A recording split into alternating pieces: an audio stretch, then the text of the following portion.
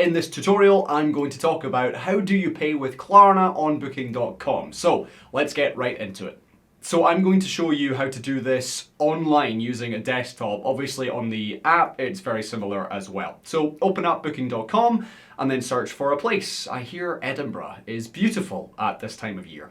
So once I've selected that and my dates, I get all the possible hotels I could stay at. Now I'll show you this in a second, but paying with Klarna isn't immediately obvious at this stage. We need to check if the hotel you want to book actually accepts Klarna. So that is something we will need to manually check. So do what you have to do, select the room you want, any optional extras, breakfast, then click on reserve.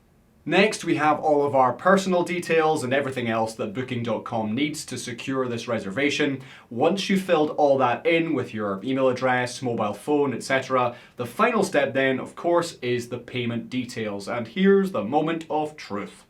And as we can see, the Klarna option is here. It's currently grayed out if we leave it on paying on the day in October. But when I click on this Pay Now option, it lights up. Happy days, we can pay by Klarna. So we've got two options. One is pay over time, the other is pay in 30 days. Depending on the hotel you've selected, they might have one, both, or none of these options. It really is a case-by-case basis.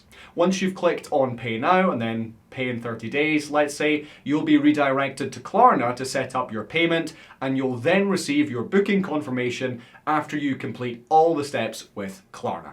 And that is all there is to it. I trust this information was helpful, and I will see you in another video. Bye-bye.